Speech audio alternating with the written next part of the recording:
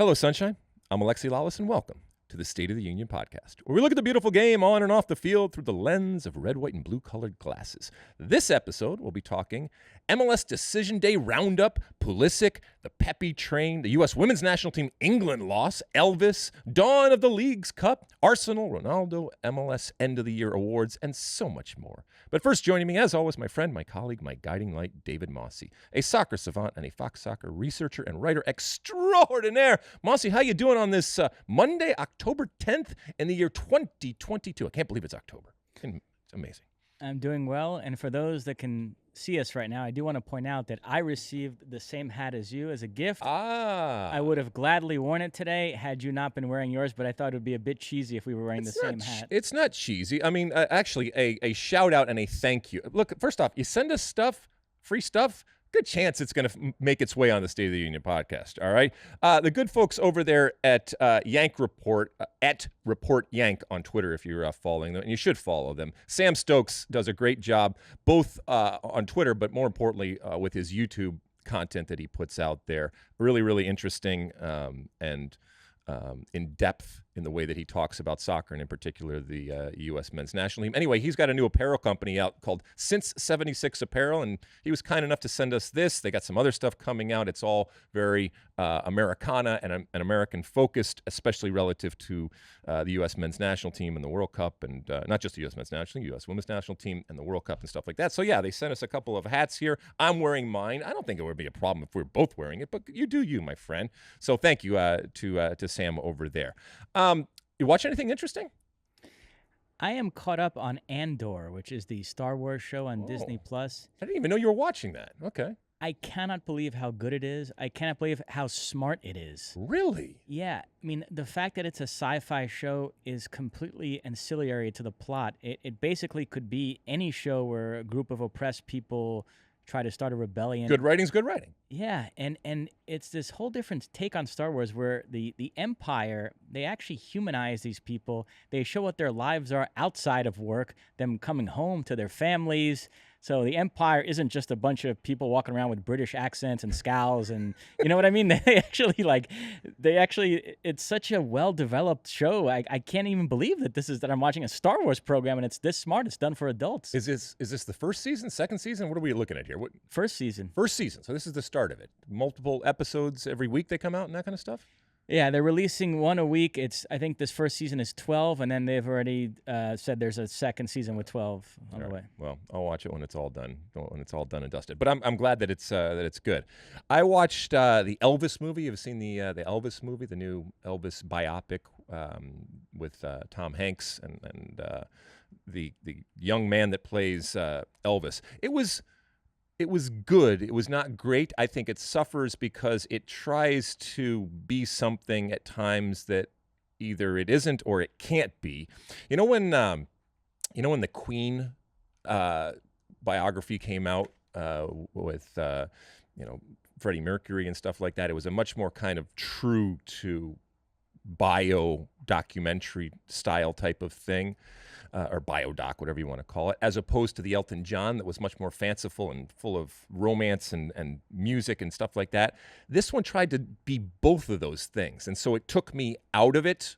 But obviously they spent a lot of money, and I think that some of the production is really, really well done, and the whole story about Colonel Parker and the influence that he had on Elvis and the way that he was worked. Is an interesting story. Anyway, so that's the one that I watched. Anything else? That's it. All right, should we light this candle? Let's do it. Where do you want to start? Because, my friend, the MLS regular season is over. Done and dusted. Put a fork in it. The musical chairs that we talked about now for multiple weeks here, the music has stopped, and there are only a couple of teams that actually have those prize chairs. Should we check out the standings first before we do anything? Yeah, let's start with the Western Conference. Okay. LAFC first place. We already knew that going into Decision Day. Austin were locked into number 2. Dallas, the Galaxy, and Nashville had already clinched playoff berths, but there was some seeding implications to Decision Day. They all won, so they finished where they started. Dallas 3, the Galaxy 4, Nashville 5.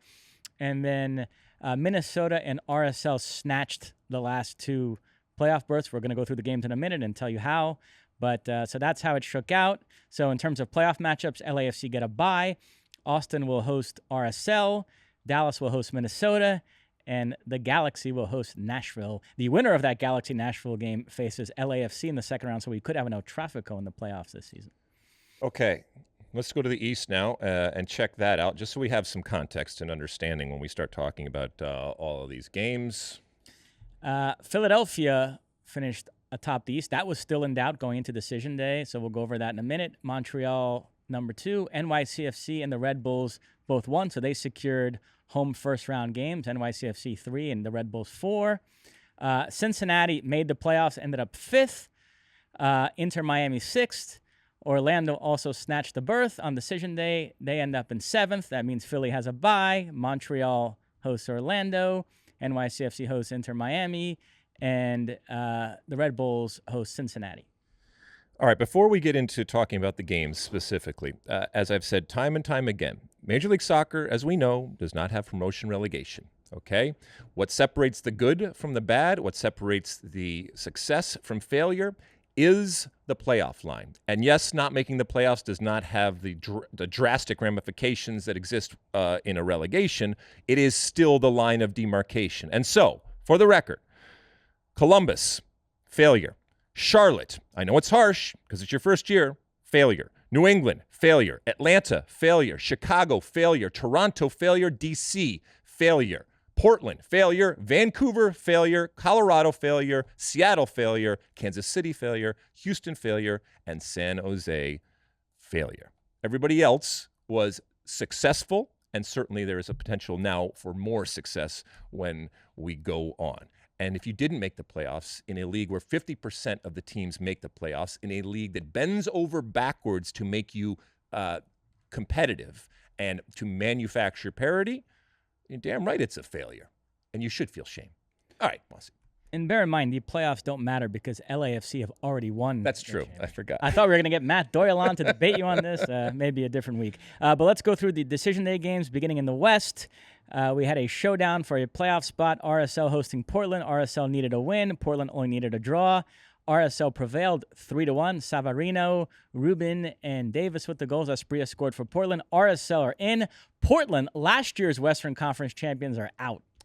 In what was certainly a horrible week for Portland in general and Portland soccer in particular, given the news and the Ace report and all that kind of stuff, we find ourselves now in a situation where there is no Cascadia in the playoffs. And Portland did not show up for this game. And RSL deserves a tremendous amount of credit, not just for this game, but for what Pablo Mastroeni has come in and done with less than others. But in the game that they needed it most, RSL showed up and Portland didn't. So congratulations to Pablo Mastroeni and RSL going into the playoffs. Eric Williamson did not play. It's very strange. And Gio made some strange comments about it afterwards. What's going on there? I mean, you can always kind of read between the lines, and this happens oftentimes, where there is a problem. There is an obvious problem that has nothing to do necessarily with the physical abilities or skill. It could be he doesn't want to do what Gio Savarese wants him to do, or he did something that was so egregious that he couldn't fathom starting him, but he also didn't want to completely throw him under the bus in a public way. But that's not good, especially, I've said this before, you don't have to like the players that you play with. You don't even have to necessarily like the players that you coach. But at some point, this is professional sports. You have to do what is good for the team. And Gio, in this moment, I think probably did what he felt was good for the team. But did he, bite off his nose to spite his face in this case, and therefore not give Portland, by not playing Williamson, the best possible chance of success? Because Williamson, unless he's hurt, this is a very good player that they certainly could have used. Minnesota and Vancouver battled for a playoff spot. Vancouver needed a win. Minnesota only needed a draw. They left nothing to chance. A 2-0 victory. Fragapon early. Jonathan Gonzalez late. The same Jonathan Gonzalez whose decision to represent Mexico over the U.S. signaled the end of American soccer, you might recall. The Loons are in. Vancouver is out. Yeah, I mean, the Loons are backing in. It was, great scenes and a wonderful type of moment. And if there ever was a moment to get it right, this was it. And Vancouver was flying at this point. But again, Cascadia does not exist in 2022 as far as the MLS scene and playoffs are concerned. The Galaxy finishing the regular season playing some good ball. 3-1 win away to Houston. Puig, Chicharito, and Joveljic with the goals. As I mentioned, they're going to host a first-round game against Nashville. That might be the most intriguing first-round matchup. And then if they win that, El Tráfico. So what do you make of the Galaxy entering the playoffs? It's been an underwhelming year for the Galaxy, and yet I don't know why it is, but I find myself not wanting to bet on the Galaxy. And I know I'm being colored by the year, but they sneaky and quietly got it together. And, Puig coming in, Ricky Puig coming in, I think has been wonderful for that team. But yeah, I mean, this is going to be really, really interesting. If after all the ups and downs and many of the downs going forward, they find, they were really good, by the way, in Houston. And I know it's Houston and everything, but the coordination, the understanding, the chances that they were creating, this is a not just, I don't know how strong a Galaxy team this is, and they are, they do have weaknesses, but this is a confident Galaxy team right now. And what have you done for me lately? Nobody really cares what you did in the regular season. They found a way. Let's be honest. All of the other drama that was going on, the Galaxy relatively easily just found a way into the playoffs, and that they are in a position to host a game. That's pretty special and impressive given where they were not too long ago. Dallas 2-1 home win over SKC. Leggett and Areola with the goals for them. Zusi scored for SKC. Dallas, the third seed in the West. Dallas has had it's only quiet because it's Dallas, but they have made us care this year. And if nothing else, that is a step in the right direction. The Areola trade and Leggett even coming over, and then Jesus Ferreira, who, knock on wood, stays healthy, because I think he's going to be the number 9 for better or worse. And that's not the debate or discussion right now. But as it relates to FC Dallas, he is flying. This team is flying. And they finished up strong. And so, yeah, they'll take on Minnesota, and I would favor FC Dallas in Dallas against Minnesota. Nashville 1-0 winners away to LAFC. Theo Bunbury with the goal. Mukhtar did not score, but he does claim the Golden Boot at 23. He finished 1 ahead of Driussi and Gazdag. Whether he's your MVP or not, we'll find out at the end of today's show. Yes, we're gonna save that to the end. But this was, this was a successful regular season for Nashville. Keep in mind, for those that might have forgotten, Nashville was and still is my pick to win MLS Cup. They're going to have to go through, like you said, the Los Angeles Galaxy, and a flying Los Angeles Galaxy in Los Angeles. But I guess if winning in Los Angeles, if you need to show that you can do that, this is not a bad way to go in. So gut feeling, who wins that game? The Galaxy. Galaxy. Listen, Mosse, we record this. Obviously, stuff happens as we go on. There are already reports right now of some stuff happening when it comes to coaches right now. So, are we done with the West, or should we move on? I think, given the news we just got in our ears, let's transition to the East to get there as quickly as possible. Okay, but before we do that, LAFC, as we mentioned, has the bye. Yeah. As much as I want Nashville to live up to my prognostication at the beginning of the year, I'm still going to go with the Galaxy over Nashville. I'm going to go with FC Dallas, who's hosting Minnesota, over the Loons. And I'm going to go with Austin over RSL, Austin home. So all 3 home teams I'm going with right now. All right, let's transition to the Eastern Conference. Okay, so there were 2 playoff spots up for grabs. Cincinnati only needed a draw away to D.C. They got a lot more than that. 5-2 win. My man Brenner with a hat trick, his 3rd of the season. Vasquez and Acosta scored as well. They were all assisting each other. Brenner and Vasquez each finished with 18 goals. Acosta led the league with 19 assists. So Cincinnati in the playoffs for the first time, and I think a dangerous team with that attack. Yeah, and they've shown that they can go on the road, and I know it's DC United. And can I just say something about DC United? I mentioned all the failures when it comes to not making the playoffs. This was embarrassing, okay? You didn't show up at all. And it's embarrassing to yourselves as players and as a team and to the great history of that team. And I know it's not a good year, and I know you're not a good team, but still put a little bit of effort in. And that's not taking away from what Cincinnati is. I think that they're a very good team and obviously incredibly improved right now. Hey, how do we get your friend Brenner on the plane to Qatar? Well, you got to look in. As you'll find out when we go through the European games, there's some competition there as far as Brazilian attacking players. I know. But he has come good. I mean, remember when he first showed up? And I know it's not easy in that situation there, but there were a lot of people saying, whoa, this is not going to happen. Well, we're going to do your comeback player of the year at the end of the show. If you could have that award within a season, like come back from the first half of the season to the second half of the season, he would probably win it. But the other playoff spot was decided in Orlando. You wonder how people like Zach Kenworthy get ahead in this business. It's foresight, because a couple weeks ago, we were debating in the Fox offices which game we should grab for Decision Day.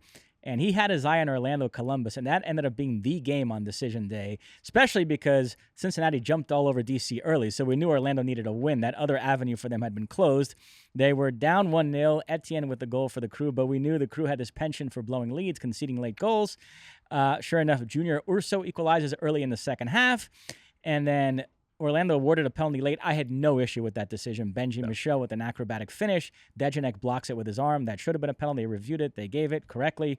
Facundo Torres converts 2-1. And then Orlando hung on. Wild scenes at the end when they tried to sub off a player. They wouldn't let the guy on. There's so they always drama in Orlando with that Orlando team. They're always screaming and yelling at somebody. Nevertheless, they get the result 2-1. They're off to the playoffs. Third straight season under Oscar Pereira.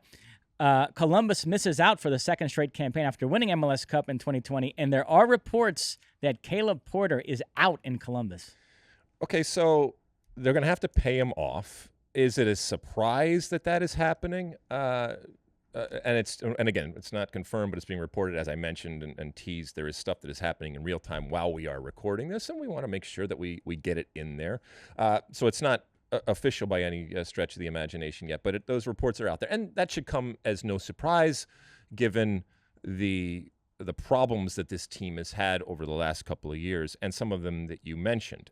And it's glass half full, glass half empty, right? And when we talked to Caleb Porter a couple days ago in preparation for the game, he was quick, as you would expect somebody who has 16 ties on the year, to point to, if we turn some of those into wins, everything looks rosy. The problem is that you didn't.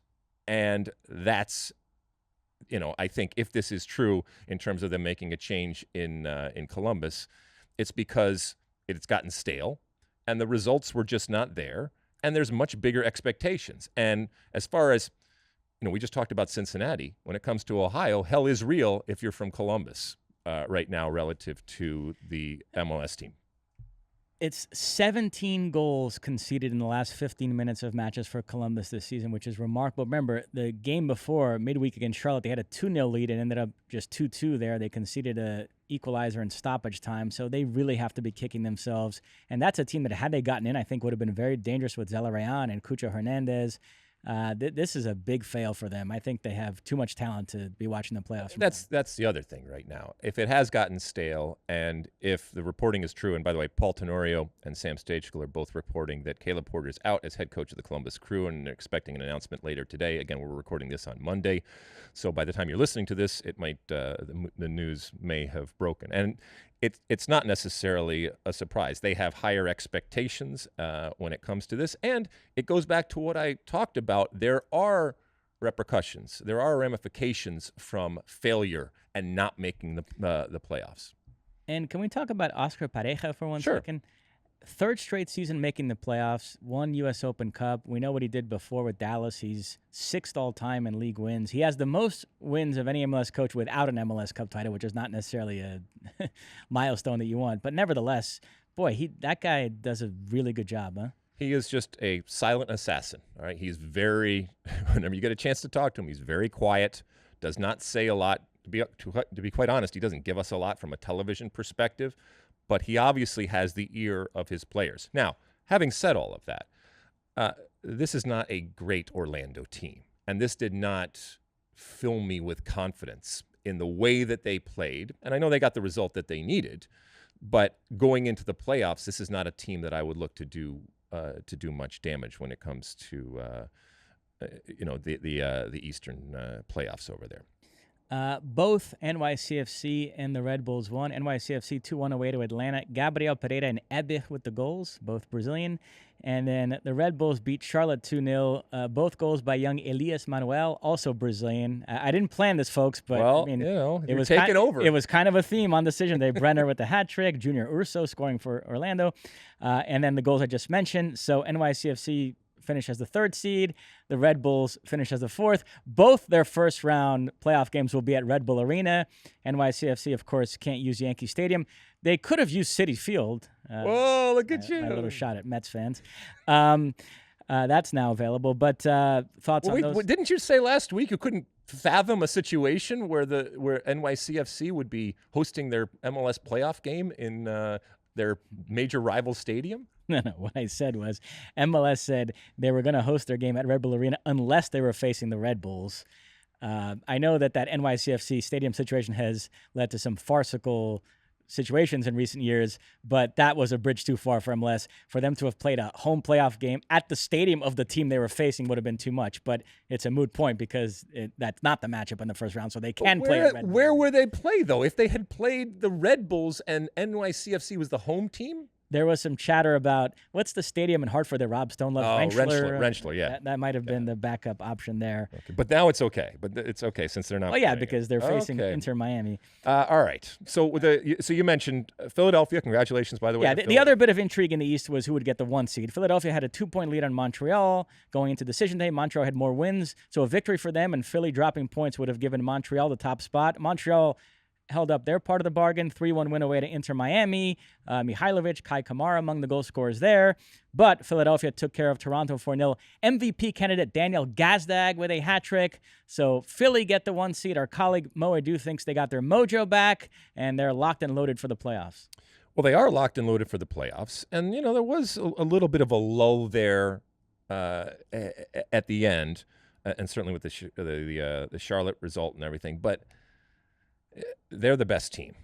And, I'll talk about Montreal in a little bit here, but Philadelphia rightly has deserved this. And the poison chalice that is the Supporters' Shield, they might look back and say, well, it would have been nice and everything, but, given the actual math when it comes to, 7 teams out of 26 that have won Supporters' Shield that have gone on to win MLS Cup, and what did we say? 4 out of the 5 last MLS Cup winners have come from the East. So it's sitting up nicely for Philadelphia, but even though they get the bye, they're still going to have some work to do when it comes to the East. So the East matchups, as you mentioned, Philly get the bye. Red Bulls host Cincinnati. NYCFC, quote-unquote, host Inter Miami, although the fact that game is being played at Red Bull Arena, Mo Edu said that's basically a neutral venue game for him. And then Montreal host Orlando. Thoughts on those matchups? Okay, so going to Montreal, which is a really good team, and I know they suffer for the general MLS public, but also just even for us that are in it, they suffer from being in the Great White North. But that shouldn't take anything away from what Wilfried Nancy has done with that team right now, and they are very good. And the interesting thing is how good they have been on the road, and now through their efforts in large part on the road, including this last game here, they are hosting a game against Orlando. Even with as good as Montreal is on the road relative to Orlando, which has not been good at home, even though they got this last game, I still think Montreal beats Orlando. I don't think that Orlando, despite making the playoffs and everything and winning Open Cup, is even close to as good as Montreal. So I think Montreal beats Orlando. I think NYCFC takes care of Miami in Red Bull Arena.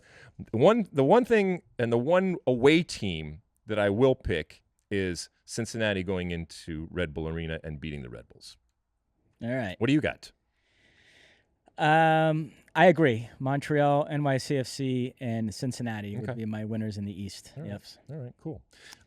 Anyway, anything else? No, so the MLS playoffs are upon us. They are upon us. We will be broadcasting games coming up, and you should check those out. And this is where it gets really, well, it's always interesting, but even more interesting right now. And it's been weeded out, if you will. And all of these teams that did things, a lot of them did great things in the regular season, that is all forgotten. And now it is all about winning MLS Cup. And even though, whether it's Matt Doyle or anybody else can talk all they want about the Supporters Shield, it is about Major League Soccer's MLS Cup. That is what is remembered. That's where the confetti comes. That's where the song is. And that's ultimately what the goal is for all of these teams. All right, we'll take a quick break. When we come back, we'll take a trip around Europe. Don't go anywhere. All right, we're back. Mosse, there's all sorts of stuff that happened over in Europe last week. Where do you want to start?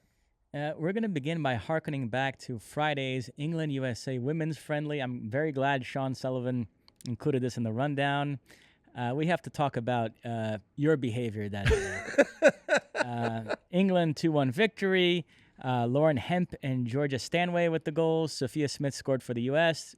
Trinity Rodman had a goal controversially ruled out by VAR. Mm-hmm. You have a thing with England more so than any other country. It's palpable. Everybody noticed it. You were really amped up for this match. It started in the pregame when Ali Wagner deigned to suggest that England was the best team in the world. You got super angry at that. You were also annoyed when they brought out the Euro trophy. During the match, I was listening to you on headset. You were very animated.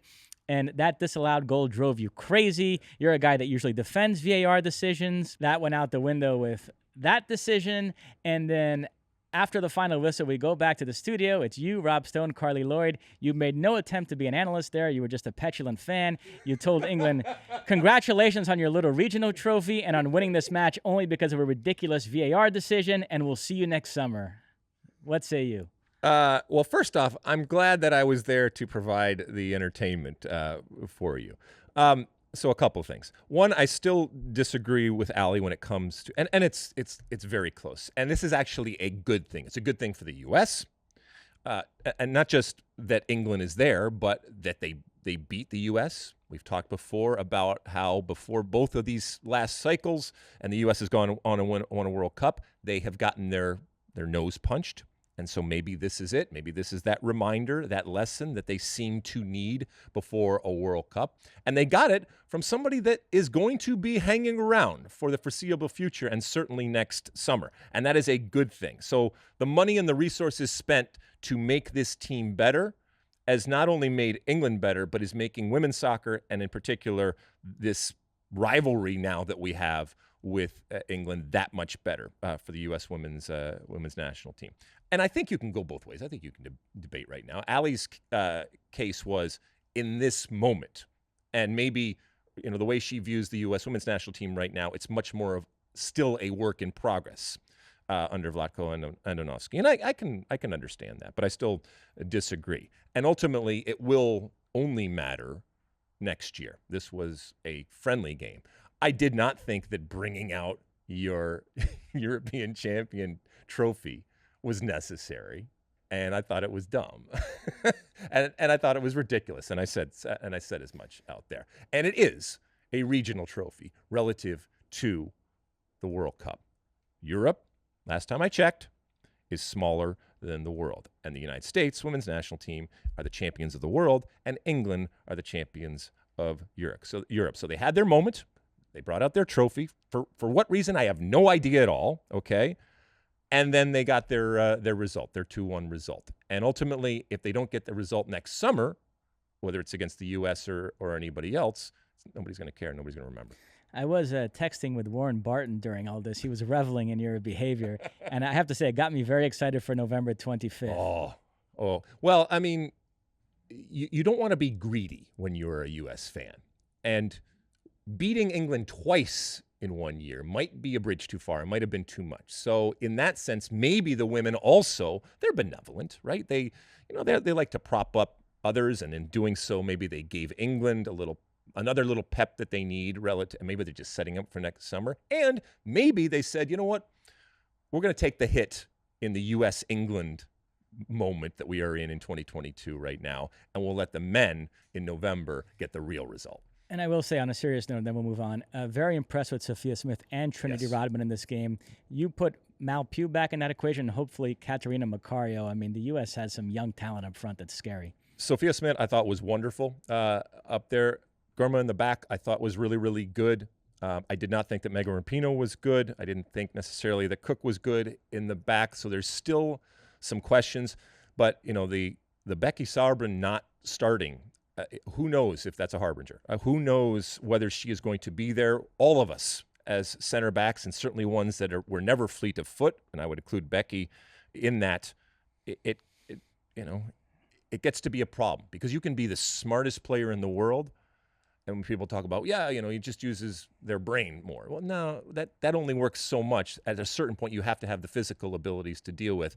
And if somebody is just faster and stronger than you, it's very, very difficult. And this England team challenged the U.S. on a continual basis in ways that they haven't been challenged. That's why this game was so good. Despite my antics and screaming and yelling and all that kind of stuff, ultimately this was good. This was a good test, and this was good for Vlatko to measure individuals, whether it's a Sophie Smith or Rodman or anybody else, against some very, very good players. And this team as a whole, which we just rarely get to see play against quality competition, to be in that environment, 90,000 people in Wembley, and to see how they reacted. And there's still players to come back, like you mentioned. Who knows if Katarina is going to be back or Alex, who will certainly be back. She just missed this with injury. So there are some options. It was not a full-strength women's national team. All right, one more thing before we move on. And I know this has gone a little bit long, but I want to say this because you were yelling at me about my yelling when it comes to the offside. There's nothing in that frame that I saw that was offside, and therefore I think it's BS. The goal was called, and then VAR is there to clean it up, but it didn't clean it up, and the camera angle in which they showed was ridiculous, and ultimately that was the decider in the game, because if that goal is allowed to stand, it's 2-2, and I think the game probably finishes 2-2 ultimately. And wasn't a great second half or anything like that. But that's why I was so irritated. It's one thing if we have all the cameras and I'm able to see, and I know it's subjective ultimately, but this isn't like just a little bit off here or maybe this was a camera that looked like my mother was in the stands with their iPhone over here, and that's the one that we use. So that's what set me off when it came to that offsides call. Beautiful goal ultimately. I'm counting it. I am counting it. I don't care what they say in terms of the Wembley technology when it comes to VAR. All right, Mosse. Do you want to know an American who started in England this past weekend? Who's that? Christian Pulisic. Oh, I know him. As we transition to the Premier League, Pulisic made just his second start of the campaign as Chelsea played host to Wolves. Almost scored in the first half. Beautiful curling shot that forced a great save by Jose Sa. Then Pulisic did score in the second half. Nice left-footed finish assisted by Mason Mount. Had, I thought, a decent overall performance, nothing special, but the goal sort of glosses it up. What do you think? Might this finally be the turning point in this situation? No, why? Why would it be? Why is this any different? We've seen him at times have moments of brilliance, and the way you're framing it, this was just a moment of brilliance in an otherwise okay, mediocre performance. I think a lot of the narrative of this comes out. It's one thing if he is being mediocre and everybody else is being great, but he doesn't seem any better or worse, and oftentimes takes criticism. And I know maybe I'm sensitive to it. I was going to say, both you and Eric Winalda, within minutes of each other, and you and Eric, the two most important people in my career, so I took notice of this. Both of you tweeted about the English announcers exhibiting an anti-Pulisic bias, so that was something you picked up on during this game. And it's not just in this game. I think that and again, I recognize that I'm overly sensitive to it, and I am overly maybe protective of American players. I mean, the reason, other than doing my job, that I would tune in to Chelsea is because they have an American player. I have no affiliation with Chelsea. They're not my favorite team or anything like that, but they're a big club.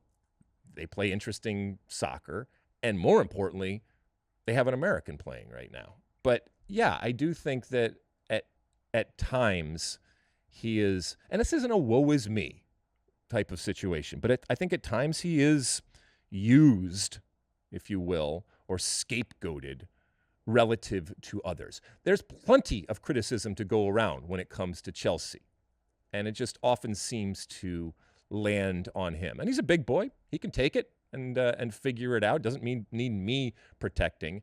And it hit me. And maybe it's, you wake up in the morning and you're just a little bit, oversensitive to things like that. And, the broadcast was fine, and the broadcasters are wonderful. Jackie's even, on our team when it comes to working the World Cup, and she's phenomenal, and can't wait to work with her. But what was it, Robert Green that she was doing the game with? Yeah, and that's okay, because I know I've been on the other side where people are saying the same things about the way that I have broadcasted a game or the way that I've talked about a game. Hell, we just did a segment where, you were affected dramatically by the things that I said. Staying with the American theme, Fulham fall 3-1 away to West Ham. Anthony Robinson came back from injury, played pretty well. Tim Ream started also. I thought Fulham were victimized by some really dodgy officiating. Didn't love that penalty with Pereira and Craig Dawson tussling in the box. And that Scamacca goal was ridiculous, where he controlled it with his hand. How VAR didn't spot that. So Fulham had a real gripe there. I'm happy that Ali Wagner's favorite player, Lucas Paquetá, got an assist on that play, but nevertheless, that goal should not have counted. But from an American standpoint, good to see Anthony Robinson back. You thought the goal should not have counted because he controlled it with his hand. Well, you sure? Absolutely. Okay. All right. You thought it was questionable? I don't know. I mean, okay, that's fine. At least in those, I can talk, and they have camera angles that are appropriate.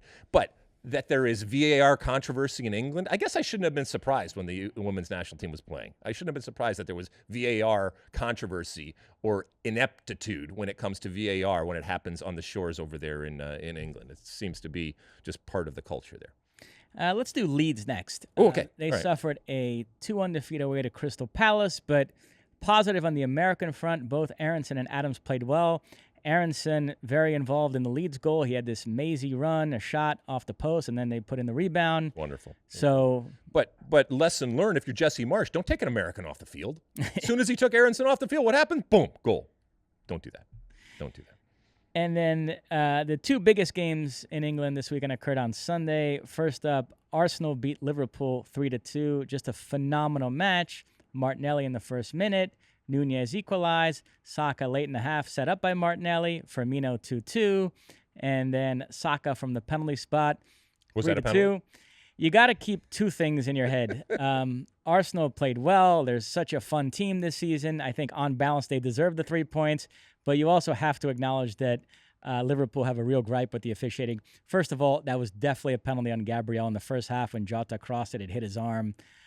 Same exact play as the Orlando City Columbus. Exactly. And why is it a penalty in one? I think the other? we get hung up on is it natural position? Okay, you can be in a natural position, but if that natural position is keeping a shot from going on goal, then in this day and age, you should put your arms behind your back. Defenders do that now, whether you like it or not. That's just the safest way to protect yourself when it's when especially in the box. And then the even bigger controversy, I mentioned the game-winning goal was Saka from the penalty spot. That decision, Gabriel Jesus going down, very soft on a challenge. Very soft. Thiago Alcantara. So very soft. So yeah, I think Liverpool, they're all over the place defensively. They have their issues, but they also can point to the officiating in this game. I think they would be screaming louder, and we would be screaming louder if you felt they got robbed.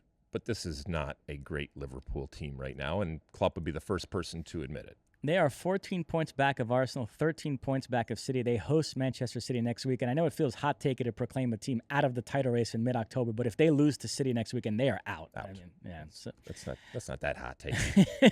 I mean, I think everybody has come to the realization, not the least of which is Jurgen Klopp, that this is going to be a long, unsuccessful season relative to what they have been.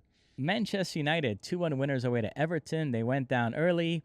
Then Anthony equalized, first Manchester United player ever to score in his first 3 Premier League appearances for the club.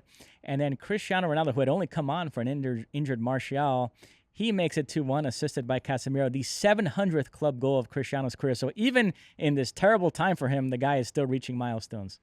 I mean, people talk about transition and playing out of the back, and I mean, it was all on display here. I mean, that Casemiro, the transition from in this case from defense to offense, and then the ball put through was just so clinical and so quick, and then obviously Ronaldo taking over. So careful, Everton. You poke. It's still a bear. It's not a big grizzly bear when it comes to Manchester United, but it's still a bear. And if you poke it, it will get angry.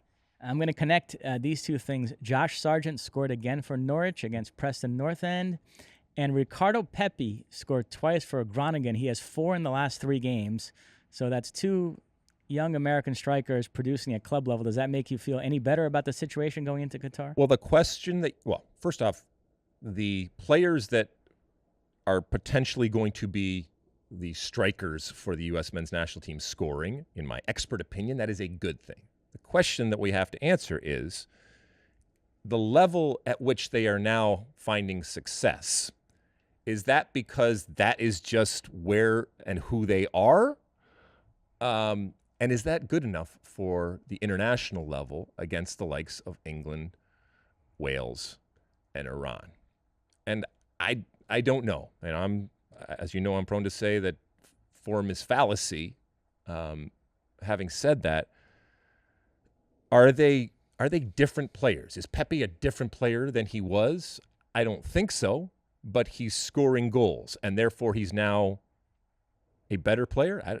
I just don't think that it works like that. Don't get me wrong. I'm happy, and this is better than the alternative. But what worries me is if you're finding success doing something in a certain way and with a certain level of challenge and adversity, and we then say, all right, that's fine.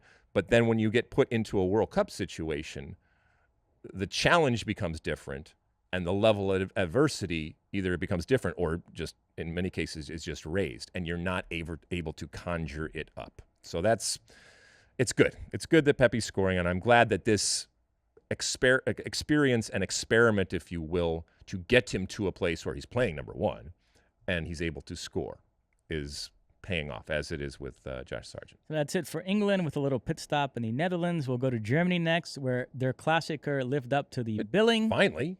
Yep. Right? Bayern had a 2-0 lead thanks to goals by Goretzka and Sane. They looked to be cruising. 17-year-old Moukoko made it 2-1, assisted by Anthony Modeste, who had come on as a sub. And then Modeste equalizes deep in stoppage time. It finished 2-2. Incredible scenes at Signal Iduna Park. Bayern with only 1 win in their last 6 league games. So that it lives up to billing is wonderful, okay? I'm not ready to say that Bayern Munich they have problems, okay? But it just seems like they're coasting. It just seems like they have other gears that they can go to. But they're lollygagging. They're lollygagging, Mosse, right now, and it showed in this game. And you saw Oliver Kahn in the stands, the meme now of, the dagger in the heart, because that game should have been put away. And the way in which we view Bayern Munich, that's a team that should put this game away. Even though you're playing away, even though you're playing your major rival, it should have been done and dusted. And that they let this team back in Dortmund come back. And in that way, yeah, that's bad. And that should signal problems. Gio Reyna did not play, but he's close. He might be available for their Champions League game against Sevilla. Knock on wood, yep. Bellingham is the next guy they're going to sell for big money. They're talking about next summer either Real Madrid or Liverpool buy him for 100 million euros. And then Moukoko will be the next guy after that. He's a wonderful talent, really emerging this season. I think he'll stay another season and become a full-blown star in the next campaign, and then summer of 2024, he'll be the guy to move on for 80, 90, 100 million euros. Wonderful talent there.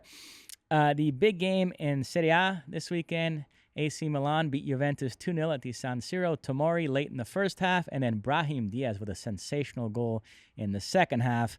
On the American front, Weston McKennie did not start. Washes his hands of it. Came on at the start of the second half. Not too worried about him. I think he'll continue to get plenty of playing time there. We do have to have a conversation about Serginho Dest because AC Milan are down 2 right backs due to injury right now, Florenzi and Calabria, so we all thought, well, they have no choice but to play him.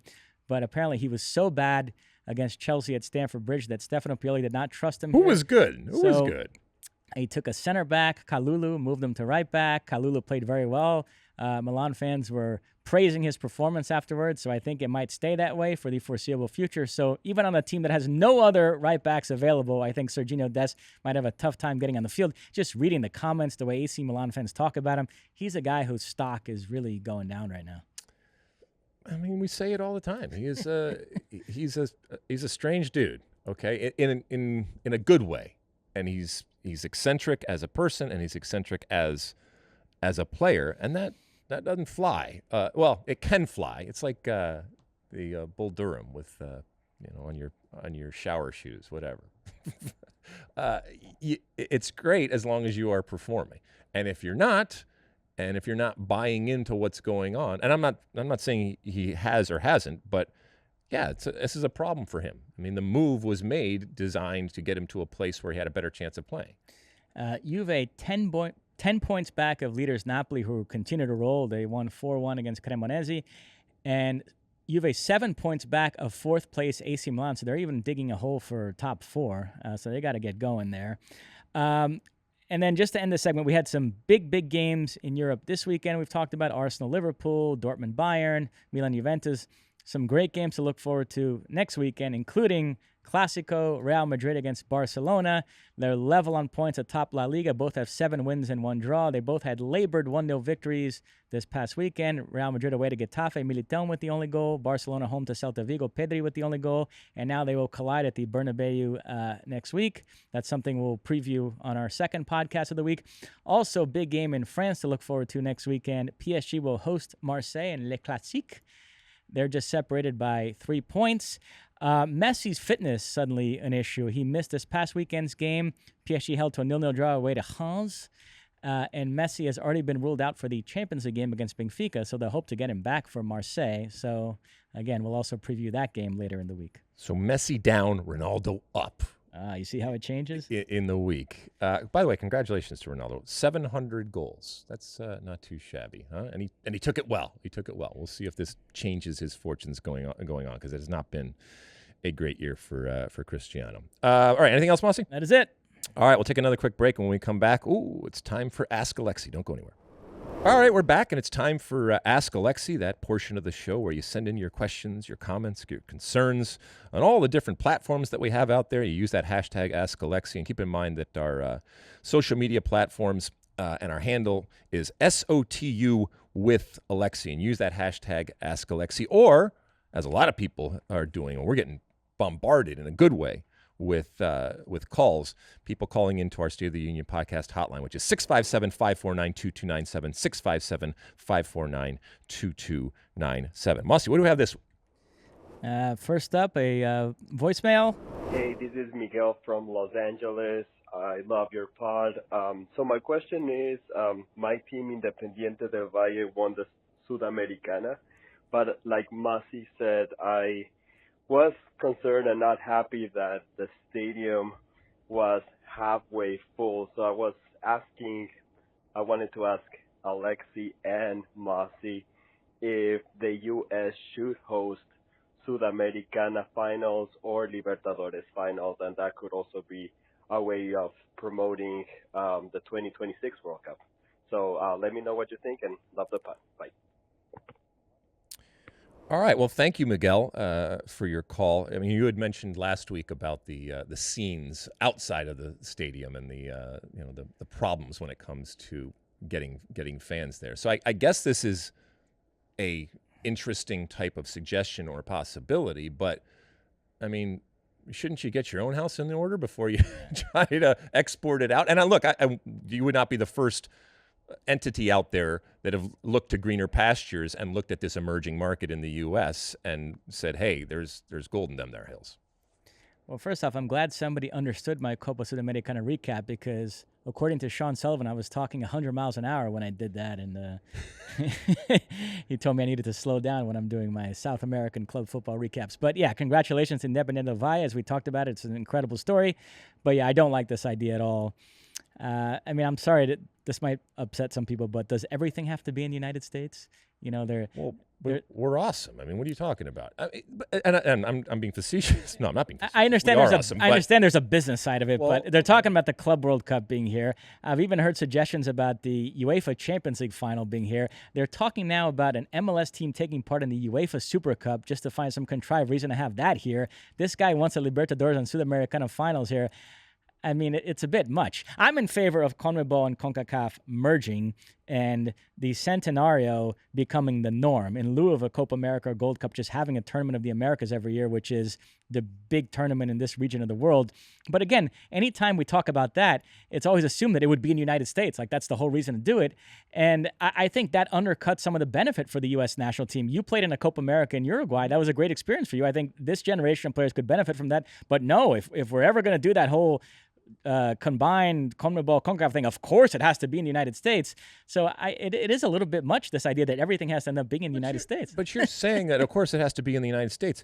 The fact is that many of the people that are either organizing it, and let's be honest, the not so dirty little secret is there that many of the players and the teams, they enjoy having tournaments in the U.S. You get to come to a country, okay, where you are adored by a fan base that exists and that is emerging. And the unique aspect of our diversity that we have means that you can come to a place like the United States and still have your adoring public and still make money. And the United States, with all of its incredible resources, with its with, like I said, the ability to pay higher ticket prices, with the facilities that the United States can offer, all of those different things. There's a reason why it's appealing. There's a reason why FIFA is coming back in 2026 to the United States. So that I understand. But in doing so, is that hurting ultimately your region that you are responsible? And I think you could probably say that it is. Having said that, Mosse, the globalization of your product, you need look no further than every league in Europe, and in particular what the EPL has done. It is not an English league. It is an English league that is exported and marketed to the world. And it is, in many senses of the word, the world's league at the EPL. So you can't fault anybody for looking to American shores to better their business ultimately, especially if it's a compact type of tournament type of situation here. And I would be in favor of MLS and Liga MX teams competing in the Libertadores and Sudamericana. And there's a rotation system now for where to put the final, and then the U.S. and Mexico would enter that rotation. But again, I don't think it should mean that then every final every year is always in the U.S. And what you have to be careful of, though, is don't kill the golden goose, right? Part of the attraction oftentimes when these games happen and when people come to our shores is, notwithstanding El Tri, is still the rarity of it. And the for lack of a better word, the novelty of it. And so if it just became a continuation and a continual type of thing, at some point people are going to get bored. I mean, the reason, why aren't they getting the crowds at home? Why isn't it relevant at home? Yeah, the feeling is that in South America, the logistics for travel and they're making the ticket prices a bit too high, and that the Libertadores is such a big game that is drawing good crowds. But the Sudamericana, it's kind of the equivalent of the Europa League. It's not quite as big. Some smaller clubs have gotten into the final where they don't have as big of fan bases, that don't travel as much. So that's been sort of the issue. Well, look, while the markets and the fan bases exist, you have to be careful that you don't abuse that and that you don't talk down or do things to dilute the value that they bring. And they are discerning, and they will very, very quickly suss it out. And there are examples of teams or entities out there that have gone in and either through pricing or just, a game after game after game have, like I said, killed that golden goose. So I don't think that this is happening anytime soon, and I don't think it probably should happen ultimately, to your point. Another voicemail. Hey, Alexi. Hey, Mosse. This is Mario calling from Michigan. Love the show. Alexi, you had said in a recent pod that Greg ran out of time to get this team playing the kind of soccer that he wanted to be playing, and that they needed to go for a simpler approach. I think my concern with that is that if we're going to play simpler, so if we can't play out of the back, and we're going to need to lump it forward and try to win second balls, that the most skilled players on our team that's not the system that they're going to thrive in. So I'm thinking of, Christian Pulisic and Brennan Aronson being able to, being the ones who will be competing aerially with the center backs of the other teams fighting for those long balls in the air. I just worry that we don't have the personnel to succeed in that simpler system. I know that doesn't leave a solution, but do you worry about playing a more simple, direct style with the type of attacking players that we have? Thanks. All right. Well, thank you, Mario from Michigan.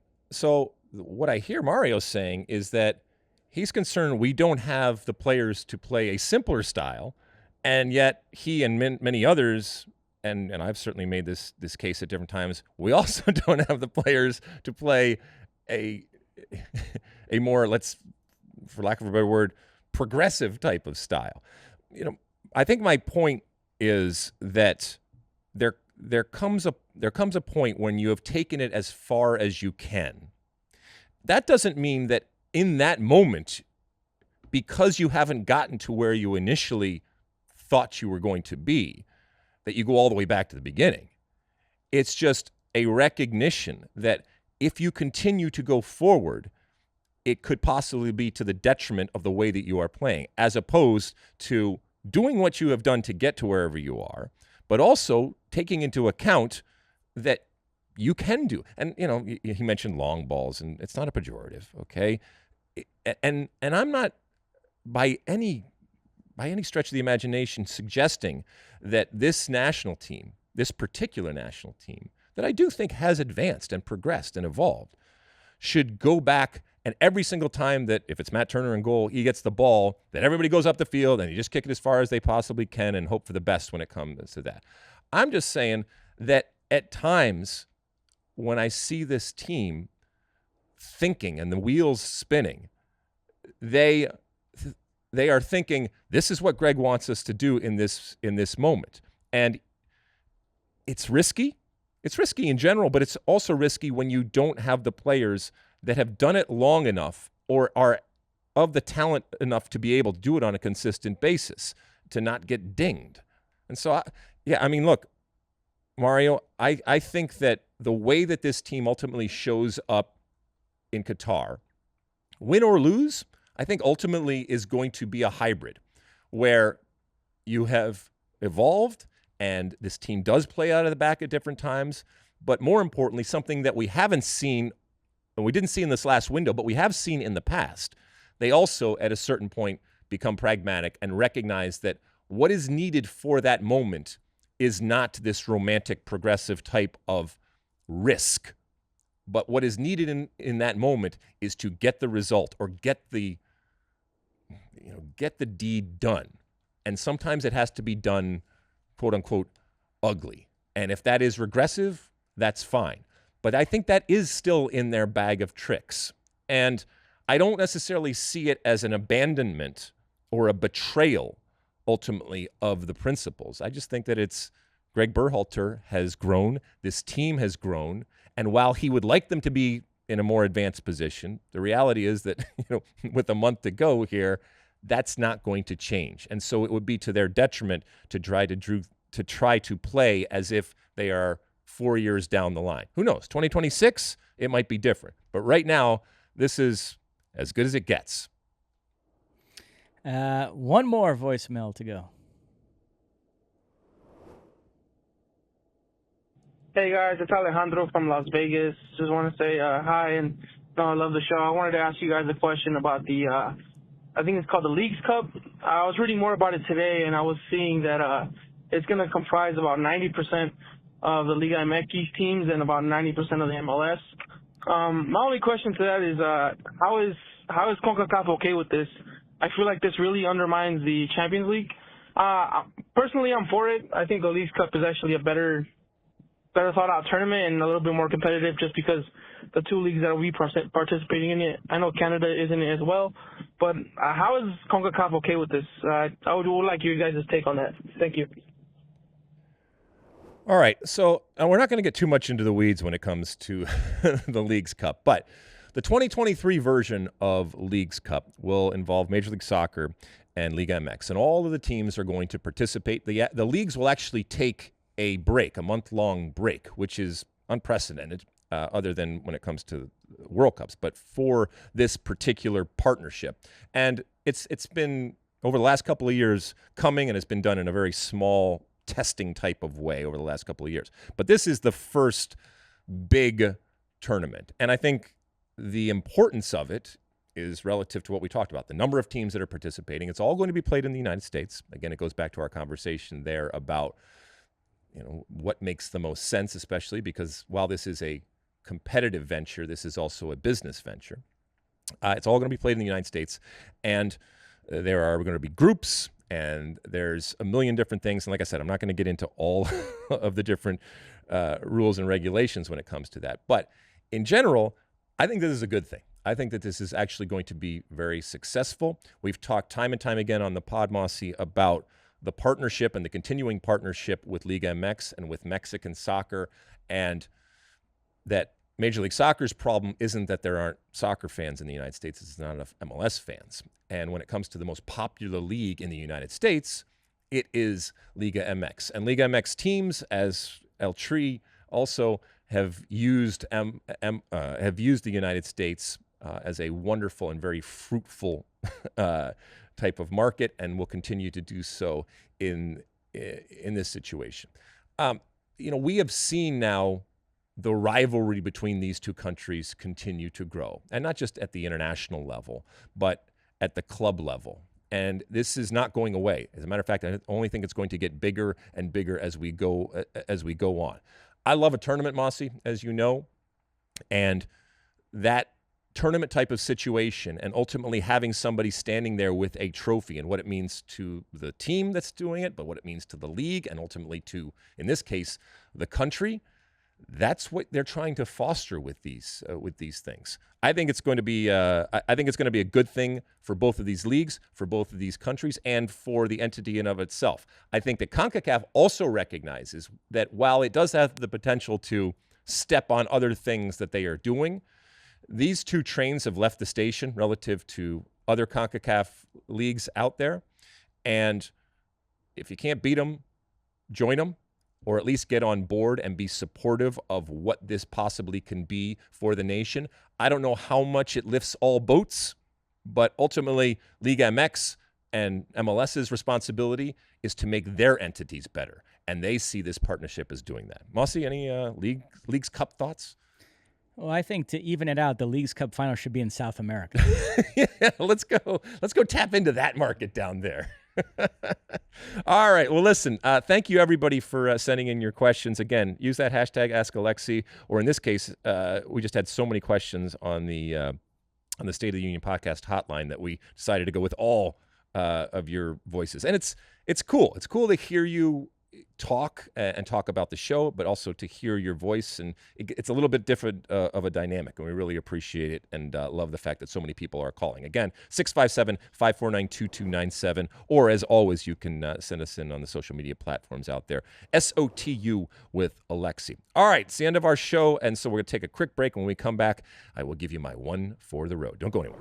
All right, welcome back. It is the end of our show, and at the end of each and every show, I give you my one for the road. Mosse, I thought what we'd do is I get sent this email each year from Major League Soccer for the end of the year awards. And last episode of the State of the Union, I talked about my MVP for the league and my criteria. And again, just so everybody knows my criteria, it's only goal scorers, because there's nothing more valuable than scoring goals.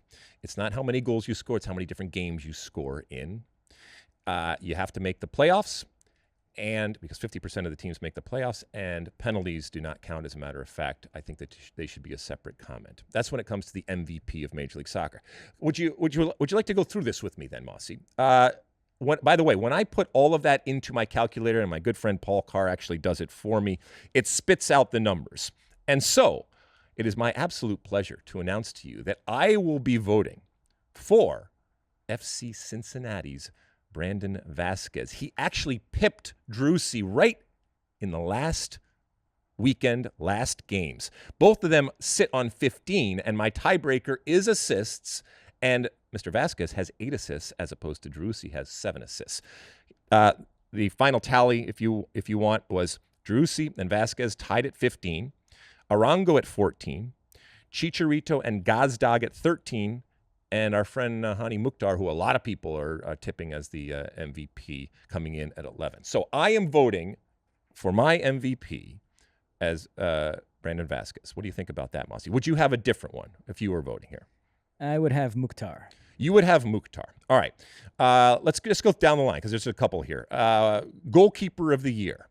I am going to go with what a lot of people I think are going to go with, Andre Blake. And as a matter of fact, our friend Mo Adu, had they won Supporters Shield, I think that was what was going to differentiate him from actually having Andre Blake as MVP of Major League Soccer. What about you? You got a goalkeeper of the year other than Blake? No, I agree. I think it's Runaway. I think it's going to be Runaway.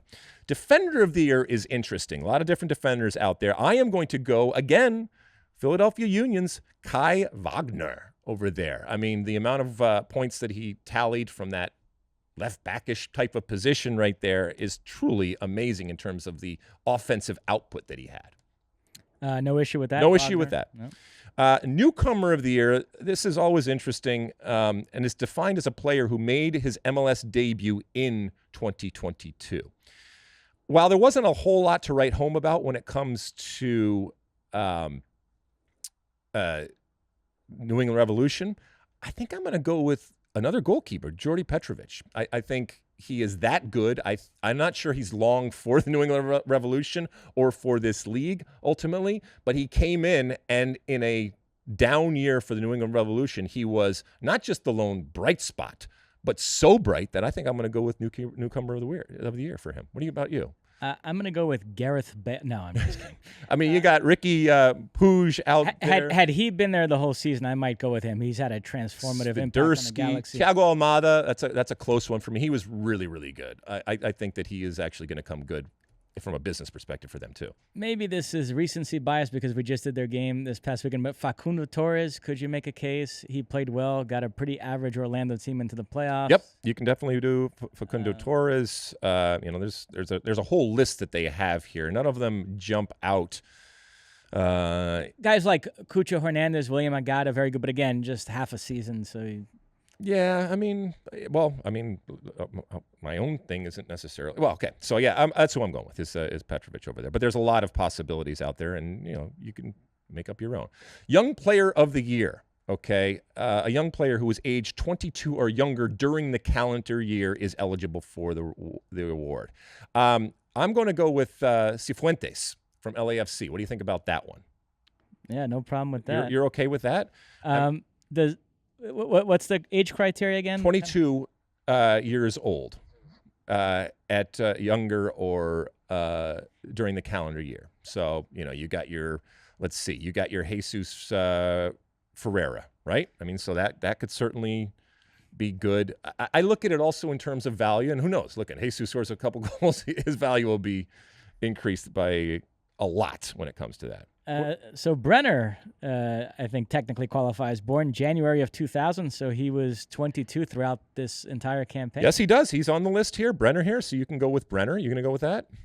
Yeah, I'll exhibit a little bias here. I'll go with That's okay. Thiago Almada, again, I mentioned, certainly he's going to get some votes, even though Atlanta wasn't great. I think, he was very, very good. So, there's a lot of possibilities. Let's see, who else is? Yeah, I think that's who stands out. All right, so I'm going to go with Cifuentes. Comeback Player of the Year honors an MLS player who has overcome injuries and or adversity in order to achieve success during the 2022 regular season. Now, I think I'm going to go with Jeremy Abobasi okay? As I look through, you got players like Jordan Morris, Aiden Morris, Aaron Long, Kai Kamara, these types of players. I think I'm going to go with Jeremy Abobasi, Santiago Sosa for Atlanta, Tinnerholm, Eric Williamson, who we talked about earlier in the pod, Gonzalo Higuain. Okay, I guess, yeah, technically he's come back. Yeah, okay, but I'm still going to go with Jeremy Abobasi. All right, so that's that one. You okay with that? Yeah, I don't have a strong feeling on that one. You don't have a strong feeling on that. Anyway, these are my picks that I would send through. Again, congratulations to Brandon Vasquez. By the way, friend of the show. Okay, you come on the State of the Union, and good things happen to you. All right. So congratulations to him and to Cincinnati. They've done a really, really good job, and it's fun to see. Although it would have been fun to see him actually get brought into camp. But who knows? They have another camp coming up here. I would think, unless something is just ridiculously off, that at least he's going to get brought into this camp. But I don't know how much good that is going to do him relative to being on the plane come Qatar. And that announcement is going to come soon. And as is the World Cup. Anything before we go, Mosse? That's it. I've been told not to ask you twice if you have anything before we go, because I seem to do that out of a nervous habit. So thank you for not having anything, and thank you for joining me here today. And thank you for listening and subscribing and rating and downloading and doing all the different things and watching on all of the different platforms that we have out of there. I will say this as another thank you. The numbers are good, Mosse. People are tuning in to the State of the Union. And so we are on a upward trajectory when it comes to the amount of people that are discovering us, especially when we're going twice a week now and all of the different content that we are putting out there. And producer Sean and everybody behind the scenes right now is doing a great job to make it good, of quality, and to have it on a consistent basis. And we got some really interesting things actually coming up here as we lead up to the World Cup, and then obviously when we get to Qatar in the World Cup, where we're going to be blowing it out from a digital perspective and a content perspective out there. All right, until next time, and next time will be later on in this week. Thank you so much for listening to the State of the Union podcast, and until later on this week, size that day.